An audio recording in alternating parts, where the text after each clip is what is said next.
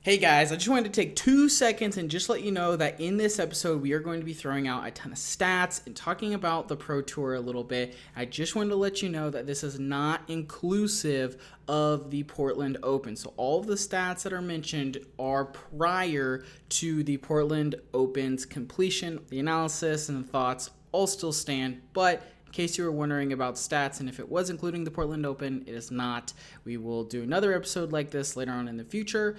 And before we get into today's episode, I wanted to give a huge shout out and thank you to some of our new Patreon supporters. I wanted to start off with our $20 Ace Club, Daffy Duck WOT. Thank you so much. And then in our Eagle Club, we've got Brian Pittman, Brady Beaker. And then in our $5 Birdie Club, we've got Kevin Johnson and Ben Wood. Thank you guys so much for your support over on Patreon. We highly appreciate what you're doing to help us continue and improve our product. And if you enjoy this podcast, we highly recommend going over to our Patreon, checking out what we have available over there. We would like to provide you some extra value while getting a little bit of return as well. Thank you guys so much for all of your support. This could be you. You could be getting a shout out right here. You could be joining us on a podcast and you could be getting some really cool merch. Just head over to patreon.com/chainclankers to learn more. Let's jump into the intro. What is better for newer disc golfers? Is it big bomber courses or is it little putt and approach courses?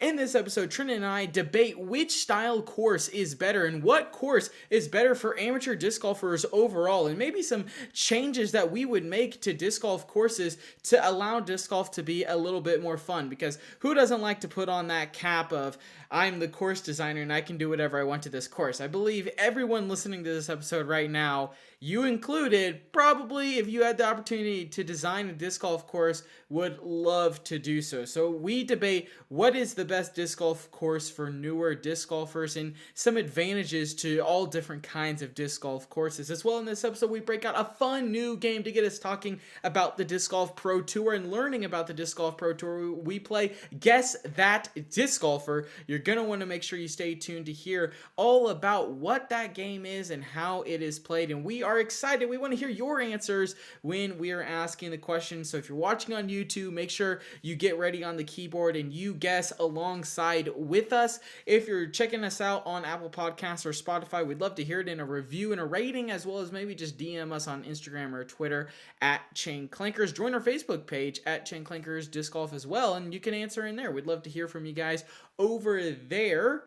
Hopefully you guys have been enjoying some of the last episodes we've been putting out. We've had some awesome guests coming on the podcast, and we have even more exciting news and guests coming up. We're almost to episode 100. Super excited to be dropping that episode. But let's get into today's episode right now.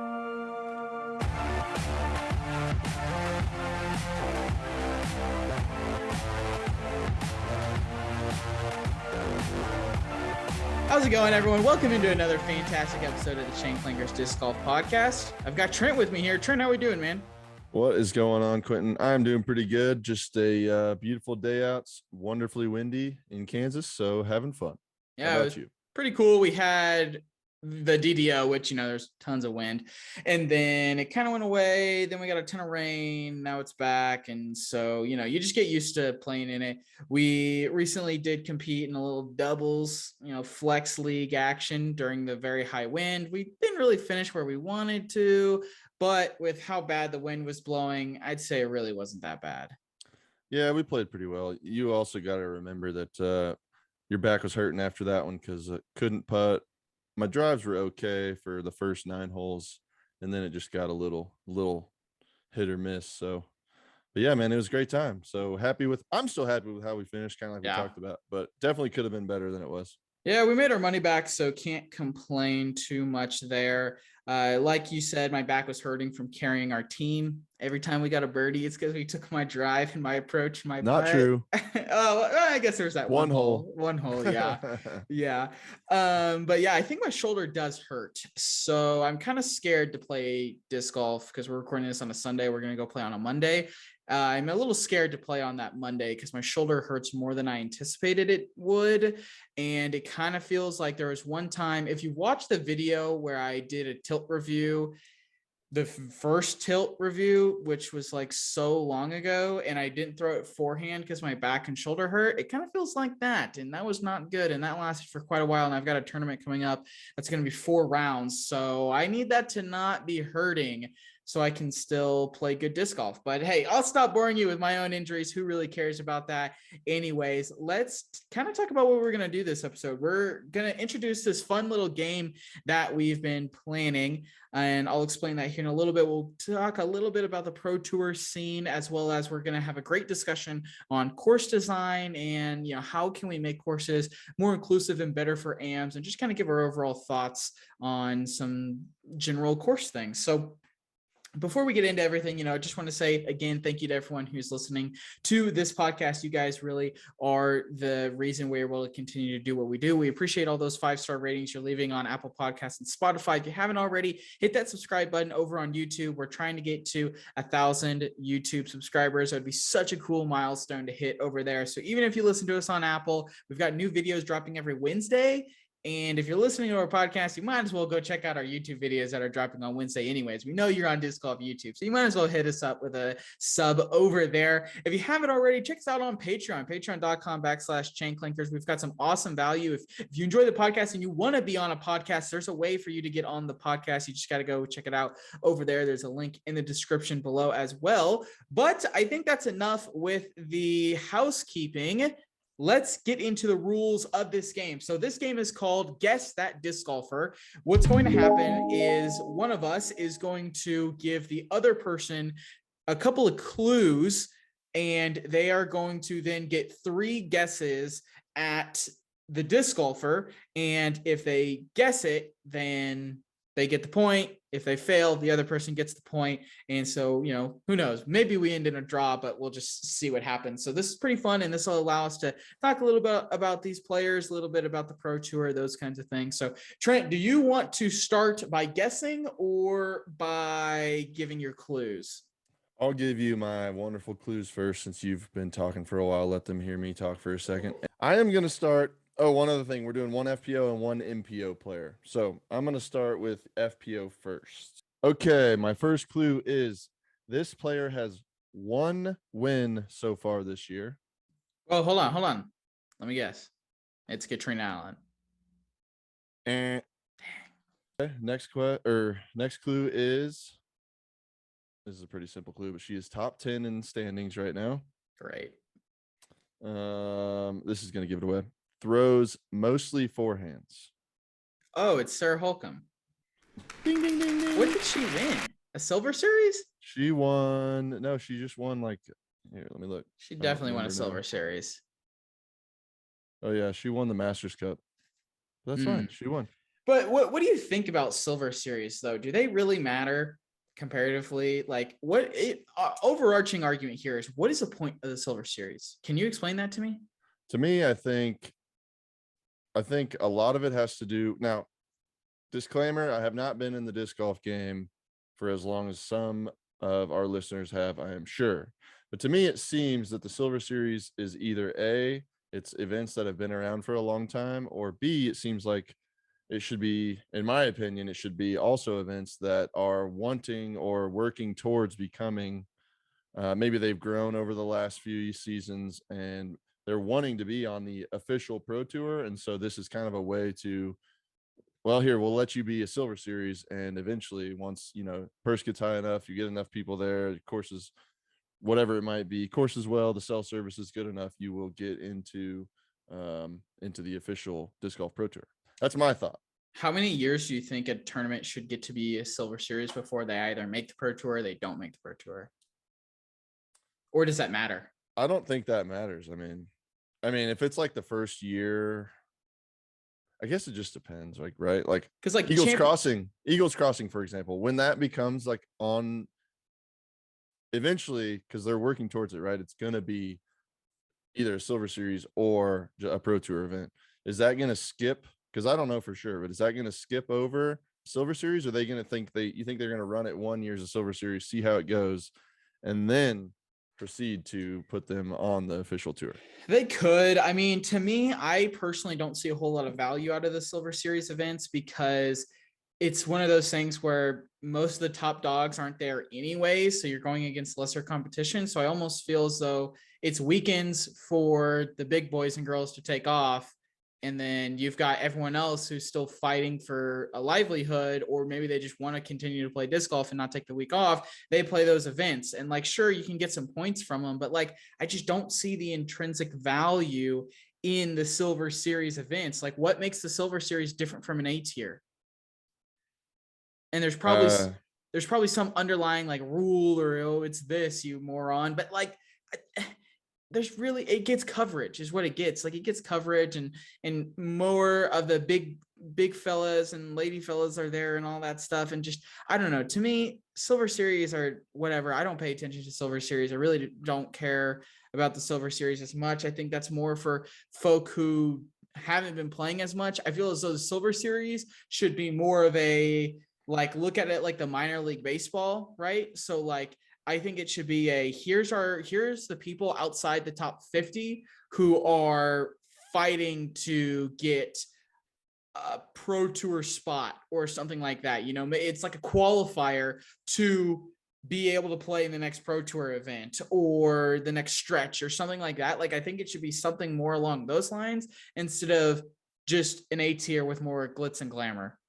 I agree with that. That's a good thought too, because I think it could definitely be a thing as the sport continues to grow and as players continue to get better and better, because eventually they're only going to let, I mean, I don't know if ratings are still going to be a thing, but eventually maybe that's going to be the answer. Ratings are going to kind of not be looked at when you get to a certain level, and it's going to be like, okay, you can join the tour once you have done this in enough Silver Series events. You've won whatever top 5 in enough Silver Series events. Like, I don't know, say there's 5 Silver Series events. If you get top 5 in 3 of them, then maybe you're qualified to start coming up to the big leagues. Mm-hmm. But I think there's not enough players currently. So eventually that definitely might be what happens. I mean, I'd love to see that, honestly. And, you know, let's say the top 50 are secured every weekend.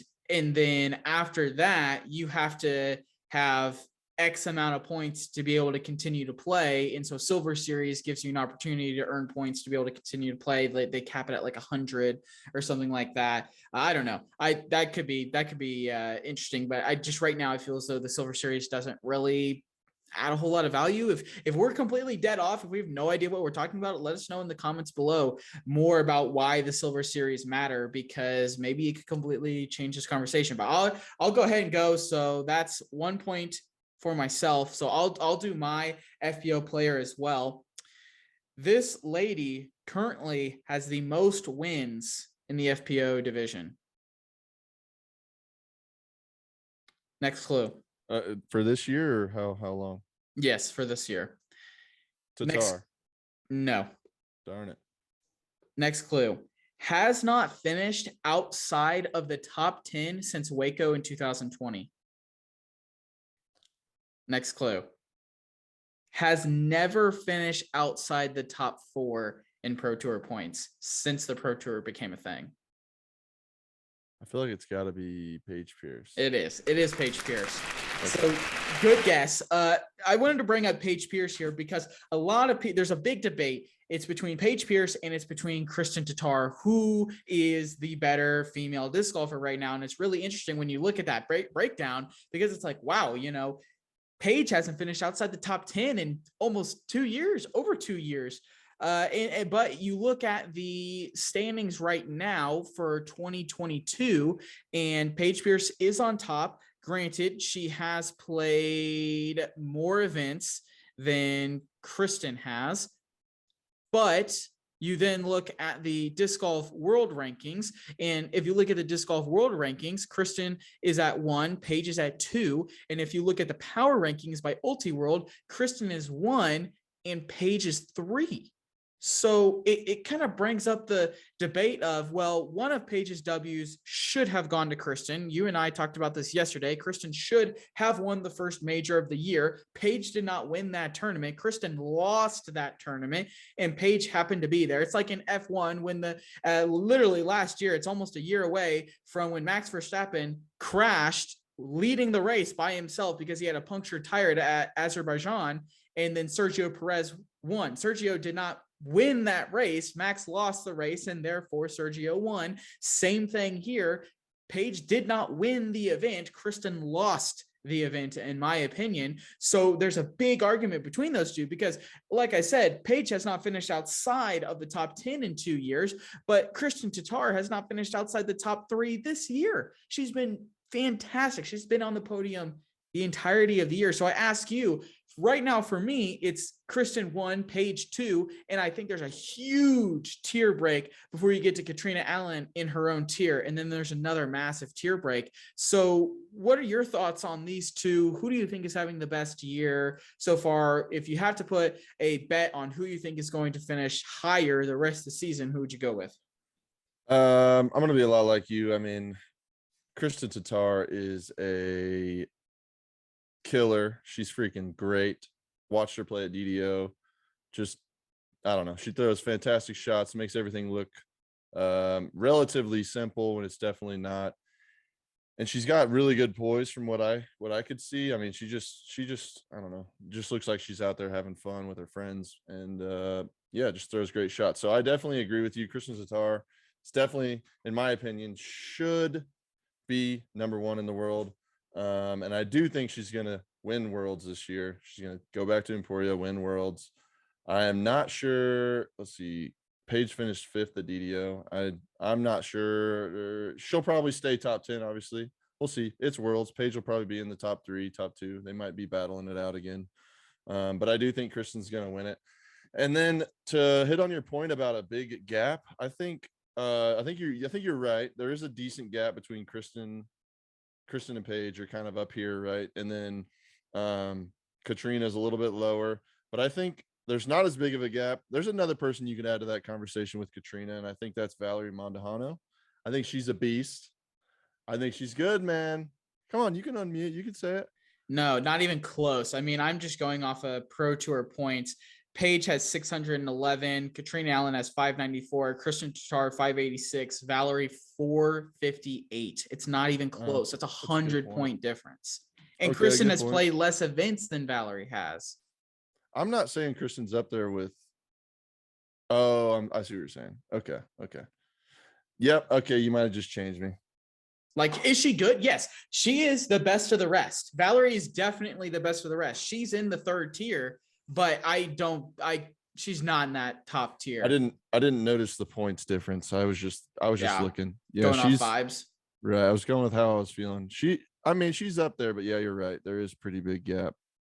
Because even if you look at her gap, Missy's at 451, tier break, Kat Merch 415, Ella Hansen 400, tier break, Sarah Holcomb 359, On Scoggins 352, Alexis Mondahando 343. You've got Emily Beach at 332, and then Maria Oliva at 313. Tier break, and then you're into the 200s for the other folks. So that's a good point. That's my thoughts there. It's also very interesting to see. I mean, even within the top 10, the amount, like the difference in the elite versus top 10 is Alexis Mondahano. She's got 343 points. Paige is number 1, arguably. I think Kristen's number 1, but according to the standings, Paige is at 611 points. That's like 280 points within the top 10. That is a huge window. Yes. That is unreal. And there's a player who's currently on the verge of not even making the Pro Tour Championship who's making the same amount of money as Kristen Tatar. Let's move on before we get to that conversation. I can guess that one. Hey, we'll just move on. Let's just move on. All right. I don't know. Did I actually get a point there? It was the last 2. Okay. I'll give you one. You got it. I got it. Okay. I think the next ones are going to be way more difficult. So go hit me with it. We'll see. What do you got? Right, guess that disc golfer. Guess that disc golfer. Here's my MPO pick for this one. Okay.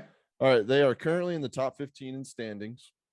This player has played in 6 events, and out of those 6 events, only one of them he did not tie with another player.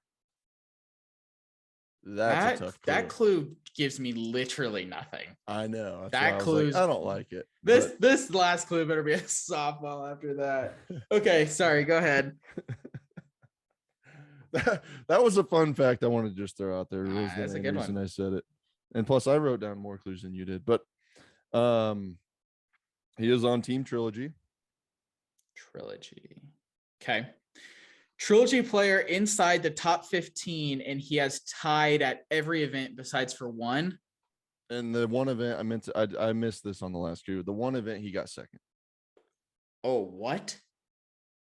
And he's on Team Trilogy? Yep, one of those 3 squads. Here you go, last Matty-O. Boom. Wow. Let's go.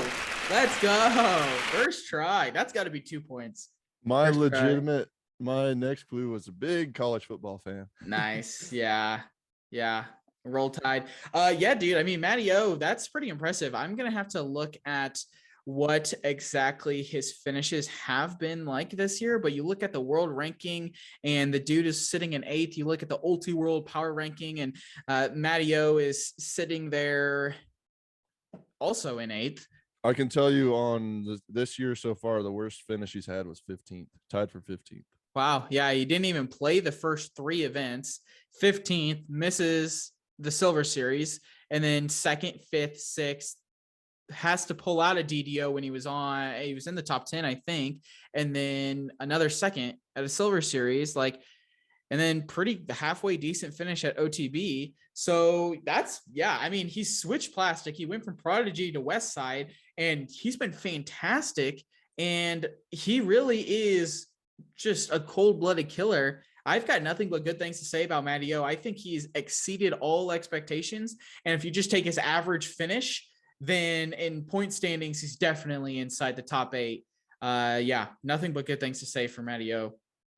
Yeah, man, I don't really have anything to add. Just he's fun to watch. He makes things entertaining. I don't know how many pairs of sunglasses he goes through every year, but we might have to try to get him on the show sometime, and I want to ask him that question because they take a beating every round for sure. Yeah, that'd be cool. Great dude. All right, I've got mine. This one is going to be, we'll see if it's tough or not. First clue. Has finished inside the top 10 only 2 times this year. Next clue. He is top 15 in UDisc world rank, but outside the top 25 in Ulti World's power rankings. And the last clue here, he has finished top 5 in point. He finished top 5 in points last year, including a top 4 finish at the Pro Tour Championship. Comment down below who you think it is. I've narrowed it down to 4 names. It's just a matter of, do you remember the 4 names from the Tour Championship? And then they have to meet the other criteria. Right. Tour Championship. See, here's my problem. I don't even totally remember that. So we're going to have to just kind of wing it here. Okay. And I'm going to go with, what was your clue about the top 5 or whatever? He finished top 5 last year in total points and had a top 4 finish at the Tour Championship, top 15 in the UDisc world rank, but outside the top 25 on the Ulti World power rankings, and has finished inside the top 10 twice this year. He didn't. That's another question. Damn, I don't know. I'm just gonna have to go with Chris Dickerson, I guess. Nope.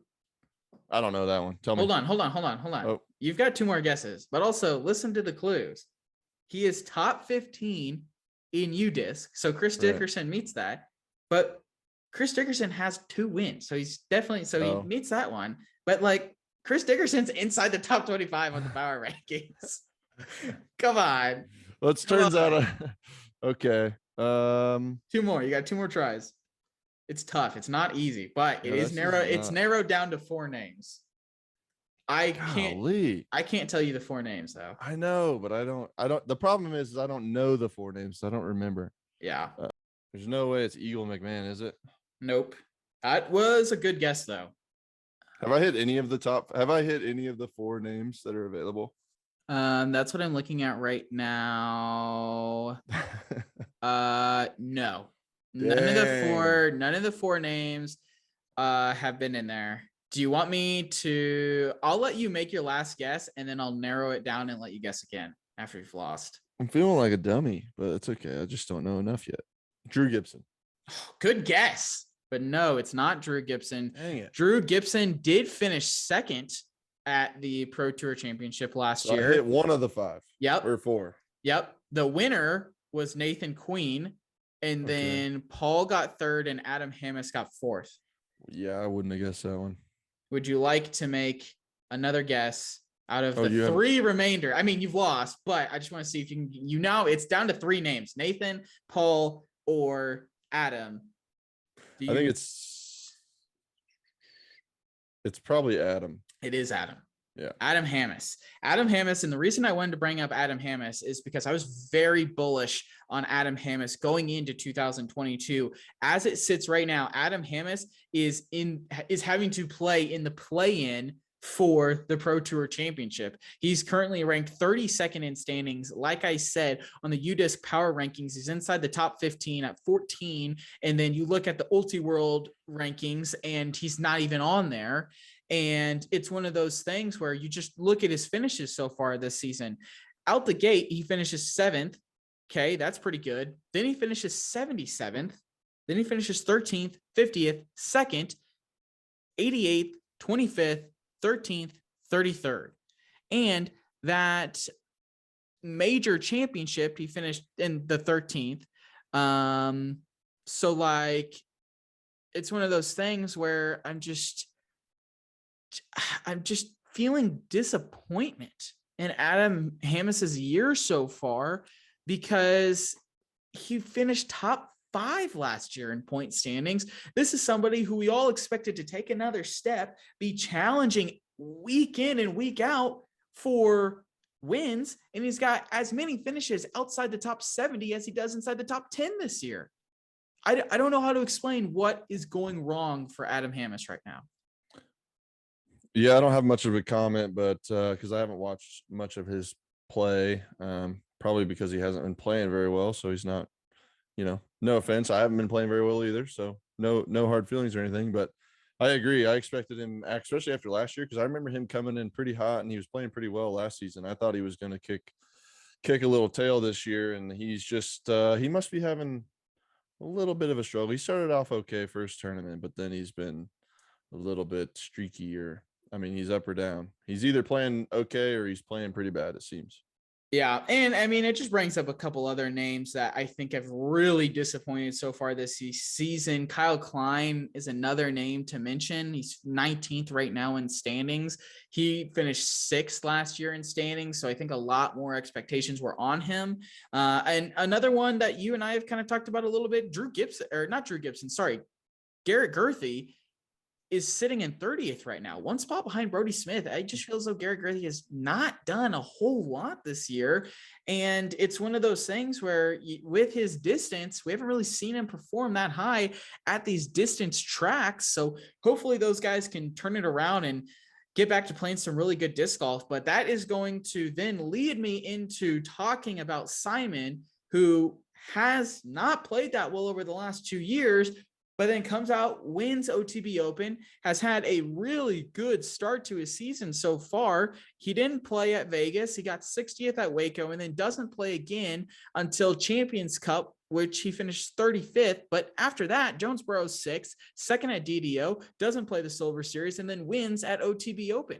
I feel as though Simon is playing smart disc golf, and he's not being baited into going for the big shots, the impressive, the showy shots, all those kinds of things. And I think that's something that AMS can take away from, because you are playing your own disc golf game. You are playing not necessarily always safe, but you're playing smart, and you're not doing things because of other people. I think that it's one of those things where him doing that is allowing him to play better. And I think he's in contention to win more events now and have a shots at winning majors. No, I agree. And I mean, Simon's always been the guy, from what I've learned in my short span of paying attention and, loving the game of disc golf. He's always been the guy who has gone above and beyond and always taken the crazy routes. Like, he'll throw a spike hyzer for 350 foot, 400 foot spike hyzer when everyone else is just throwing something straight at it just because it's cool to do. And now, ever since the elbow injury, he has kind of mellowed out. He's decided, I mean, no one can argue the fact that he has not always had the talent and the skill to be probably top 5 constantly. He's just always enjoyed going for the crazy shots. Now that he has to kind of tone it back a little bit, I believe I heard the other day that he's only throwing at 80% right now, which is unimaginable because he can still just absolutely crush. But he has decided to play smarter, not make these crazy, awesome, they're very exciting to watch and very entertaining, but decided not to go for these crazy lines. And I think it is, well, I think it is definitely playing out. Like you said, he tied for 60th at Waco, which obviously not great, but he's been trending up the whole way. He went 60th, 35th, 6th, 2nd, 1st. I mean, can't get much better than 1st, but I'm sure he'll keep it rolling. I mean, he's kind of seemed to find his stride, and he's playing great disc golf. The dude can putt from anywhere, and it has a chance. He's got the touch to throw in from 200 out, it seems. He doesn't always do it, but last weekend at OTB, he threw one in that he didn't mean to, and then I think a round or maybe even a few holes later, I'm pretty sure it was the next day, he had another like 120 foot little putter touchy shot, and he hit the cage. I'm pretty sure watching coverage, Philo like called it out. Oh, he's got the touch for this. He's about to do it. And then boom, he called himself a mind reader or whatever. But the guy is a killer, fun to watch, fan favorite. I love watching him throw, and it's awesome to see him just playing smart. And like you said, Quentin, it's a great thing to take away for us beginner and like starting out, trying to figure out where to go with our game, because it's always fun with your buddies or whatever to go for these crazy, awesome shots or take the Simon line as it used to be called, or it still is called that. It just goes to show, like, granted, he has the arm speed, the arm talent, everything. He's a lot better than all of us. We can all agree to that. But it just goes to show, if you just play smart, who knows? Maybe we're all, I take chances that I shouldn't, probably half of my throws. And I just think it's awesome to see him just mellowing out and taking the smart line, and it's paying off for him. Yeah, absolutely. Well, hey, that is going to wrap it up for Guess That Disc Golfer. If you enjoy games like that, maybe you want to see another round of this, make sure you like the video if you're watching on YouTube. Let us know over on Instagram. Drop a comment, those things. Let us know. Did you guess? How many did you get right? Did you get 4 for 4? Let us know. Let's get into the next segment we have here, talking about course design and just kind of that kind of stuff. So Trent, why don't you kind of kick us off? This is a little bit more your idea. So what do you got for us? We talked about at the very beginning that we just played a little doubles event here, and we played pretty well. Not as great as we wanted to, but it was on one of our local courses for the local guys. It was Clap, and I just had a thought while we were sitting here kind of discussing what we wanted to just talk about during our little or during this episode. And I just had a thought for me personally that I was not that big of a fan of golf course or Clap. For those who don't know, Clap it used to be a golf course here in Wichita, and it has been since transitioned into a disc golf course, which it's a great disc golf course. There's like 5 layouts out there. Obviously there's a ton of space to do whatever you want. But where I'm going with this is, and it's probably true for a lot of people, I personally do not enjoy, obviously I enjoy playing disc golf no matter what course I'm on, but I do not enjoy playing golf course tracks as much as I enjoy playing even like city park tracks, or definitely not as much fun to me as like touchy woods type golf like Colwich or Thomas Park in Salina, or any other, woodsy type courses, Marquette. But I guess that's kind of where I wanted to go with this, is just kind of discuss, your thoughts on open courses, golf course design, and then just, overall course design just in general. Yeah, for me, my thoughts are I don't particularly play that track a whole lot just because it's far away from where I live and gas is $13 a gallon. So I really don't have the capability to spend that money to drive out there when I've got another course or two that are significantly closer to me. And it is interesting because it is the only golf course around. It's really the only golf course I've played on. And I think the thing about golf courses that you just have to understand, when you're playing on them, they're going to be massive unless they're playing more than 18 holes. Like if it was a 24 hole layout or something like that, 20 holes, 22, something like that, but the holes were a little bit shorter, then maybe it doesn't feel that much or that bad or whatever. I think though what I like is because there's not as much like natural OB, streams, rivers, lakes, ponds, so those kinds of things. I really think it's more fun if golf courses have artificial OB. Like I have not seen a single bunker out there. Maybe I'm Nope. just blind.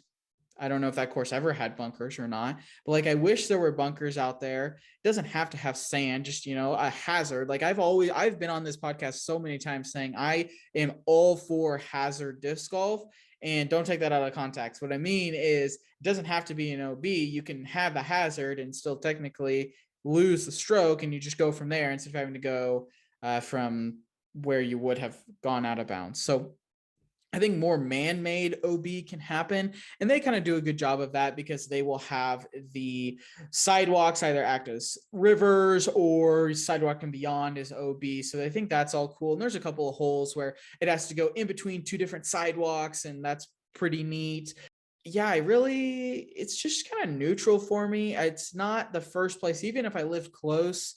I don't think it would be my first choice just because I think I agree. Like I like that some of those are par fours and you can get birdies on those and it feels better. And yeah, you can really unleash and bomb and throw, but like I just need a little bit more excitement, maybe a little bit more difference. And also, maybe I don't want to have to throw 400 feet for 18 holes to really put up a good score. Maybe I'd like to be able to throw more of my fairways, more of my mids, those kinds of things. And it really, maybe a little bit more touch to it here, a couple of woods holes here and there. And like you said, the really good thing about that course is it's got like 5 different layouts. So you Right. can really play it how you want. So like if you want a couple more woods holes, they have that kind of sorta. But not all ball golf courses have that, so for me, it's one of those things where they're cool. I'll play them every now and then, but I think I'd rather, kind of like you were saying, play in more of that city-ish feel, maybe woods. And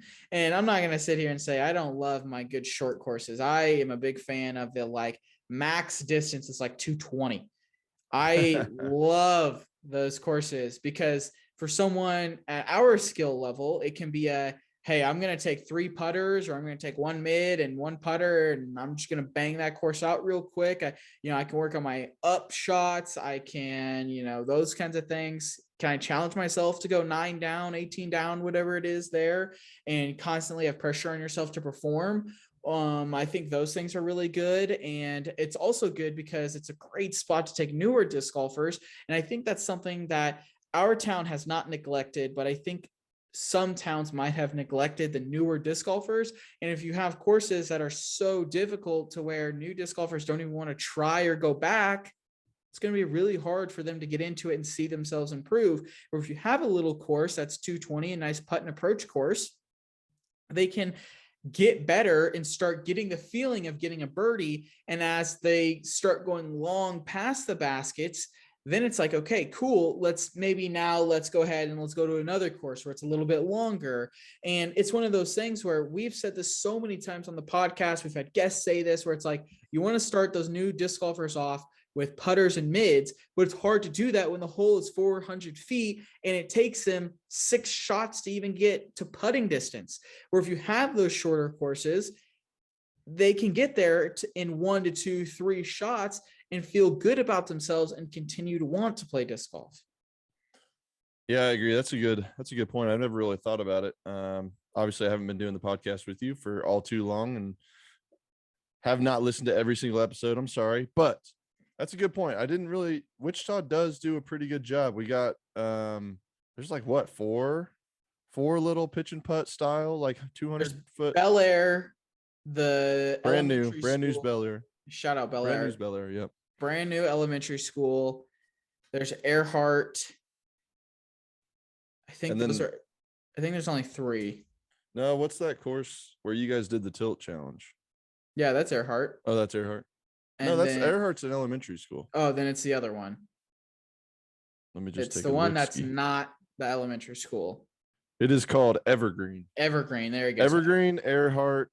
I mean, have you ever played that Valley Center? That's kind of a Camp nice Hiawatha. Camp Hiawatha. Yeah, that's good, but I would not consider that a putt and approach. Well, I meant no. I'm talking literally in Valley Center. It's called it's like a 9-hole McLaughlin Park. No, I don't think so. Longest hole. Oh, never mind. It's a par 424. But yeah, that's like a 424 par 4. That's a very friendly, beginner friendly course, right? Anyways, Wichita does a great job, and it's a good point. I've never thought about it. Because I mean, even we ask our guests, what 3 discs would they recommend, and most of them say I would hit not most of them. A couple of them have said I would hit the fairway driver out of their hand, or I wouldn't recommend a fairway driver, but to, abide by the question, I would suggest this. And all these smaller courses are fantastic for you to go out with just a putter or 2 and work on your angles and your distance. Because think about it, right? If you're brand new to the sport, and your buddy who got you into it is constantly throwing their destroyer, you want to throw the destroyer too. Right. But you quite literally don't have the arm speed to do that. They probably don't even have the arm speed to do that. And you're not going to have a good time. You're not going to want to go back out because it goes like 30 feet and it just falls to the left. So definitely, I think there are pros to that. Something else that I think would maybe improve just amateur disc golf is changing the pars. And I'm not trying to say make disc golf super incredibly easy, but I kind of am. Like, I think there should be like a pro par layout and maybe like an AM par layout, maybe that 415-foot par 3. That's probably how it plays in the tournaments. You could have it on the tee sign that it plays as a par 4 for AMs or something like that. And you can then make your own decision in your head. Is this a par 3 or a par 4? And, technically you can do that anyways. But it's just a little bit nicer when the course says that, over you being like, well, I've really got a bogey, but I'm considering it a par. You know what I'm saying? Like there's a mental mindset to that is different. And it allows those players who are better a chance to still go for the birdie there if they want, and or go for the par and be like, okay, I'm challenging myself, but it allows those newer players, those amateur players to feel better about themselves. And I'm not somebody who is a big proponent of participation trophies at all. So don't get it twisted, but I think you have to almost nurture the newer disc golfer into really igniting that flame and having a love for the game. And if you make it so difficult out the gate that they don't ever want to play, like, who likes being bad at things? I hate being bad at things. I don't want to do things that I'm bad at because I'm bad at it and I don't have a good time. So if you make disc golf so hard that the only course you have in town, and it's a luxury to have as many courses as we do, but if you make it so hard to where the only thing that you have is a course with 400 and 500-foot holes and they're par 3s because no one updates the layout, it's really hard. It's really hard to feel good about yourself when you take an 8 on a 500-foot par 3 because you just physically cannot throw that far. No, and I agree. And it's kind of a good point. I think you brought it up on the podcast before, if not, just kind of like how you talk about with baseball. We start out with you start out in T-ball, like they hold the ball for you. Then you move up a little bit to machine pitch, right? And then you move up to kid pitch. And then as you grow up and get better, the bases get a little further, the ball is obviously thrown a little harder, everything kind of changes. And there's nothing wrong with taking a similar approach, either going to a beginner course. If you don't have a beginner course, fun fact, if you have UDisc, you can just click on the par in the top corner. If you're out there playing by yourself, you can just click on the par and it'll say par 3 or whatever, and you can change it to a par 4 if you want. I mean, just, you don't want to do that always, but it'd be a good way to, you know what, me and my 4 beginner friends are out at a championship level course, or not even a championship level course, just, a really long course in your neck of the woods. I personally don't see any issues with you making it a little bit more friendly to the beginner for you to have a little bit better time. And you can do that on UDisc if you feel like it, and it'll just change your scorecard, and you can save that layout for next time. And then eventually, once you are kind of like taking the T-ball approach, like Quentin's talked about, or I just brought up a little bit, once you start seeing you're throwing, 250, 300 with your fairway or your drivers, then you start playing the course how it's set up. But I do like your idea too, to have that on the T sign, this is a 50 foot par 3 for more experienced players. I'll put it, not pros or anything, just experienced players. And if you're an amateur just beginning, feel free to use the par 4. It's a par 4 for you type of deal. So yeah. And I mean, look at ball golf. They've got like the 4 tee pads or whatever. Yeah, however many tee pads there are. So like, and I understand you're not going to be able to do that everywhere you go, but I just think that is a way to encourage more people to play disc golf, which is what we need to continue to grow the sport and give it more of a platform. And so, yeah, I'm all for those things. Any final words you have on course design? Anything else you wanted to bring up before we get out of here? No. And just, I guess, just to, back myself up a little bit, I don't have any problem. I can throw decently far for my skill level. So it has nothing to do with the distance of the course when I'm talking about ball golf courses. It's more to do with just, they aren't that fun to me, just having to throw it, like Quentin said, as hard as you can every throw. And then usually it's like a hyzer approach shot to get, and you have to land, whatever's comfortable for you putting. They're just not as fun as me playing the 300-foot touchy low ceiling, or maybe there's like a gap towards the end of the fairway or whatever at a normal woods course. So that's really all I have to say. I love all disc golf. So I had a great time either way. I just have way more fun when I'm playing touchier, more skill, I guess, or more angle control and whatnot is required courses than just big bomber courses. Yeah, last thing I'll say as well is I think I agree, because the big bomber courses are fun. They're cool to play every now and then, but it is one of those things where it comes down to whoever can throw the farthest is probably going to win, where you have to be more accurate when it comes to courses that are a little bit lower. You have to be able to make your putts, those kinds of things. And it's one of those things for me where I feel like I get better when it's not the same hole 18 times and you're faced with different challenges. I'm not saying that's how every ball golf course is, but it can very easily get the feel of you're just throwing a hyzer. Oh, now you're throwing another hyzer. I just think that you improve your game and challenge yourself more when you can go for better scores, when you have to make different shots, when you have different looks, when you have some trees in the way and some danger and, OB, all those kinds of things. I think it makes you a better disc golfer than just throwing a hyzer every single time. But that's going to wrap it up for today's episode. Hopefully you guys enjoyed this style of episode. We've got some awesome interviews that are out if you want to listen to some of them. We had Lucas Deal on talking about how to become a more accurate disc golfer. Jake Hebenheimer talked to us about how you can improve your putting. So those are 2 fantastic interviews. If you haven't checked them out, make sure you check them out, as well as if you're still listening to this episode at this point, again, thank you so much for being able to stay tuned through the end. New YouTube videos every Wednesday, new podcast every Monday. Check us out on Patreon, patreon.com/Clankers. Find out how you can be in a podcast as well as get access to some awesome perks over there. That's going to wrap it up for us, and we'll see you guys next week.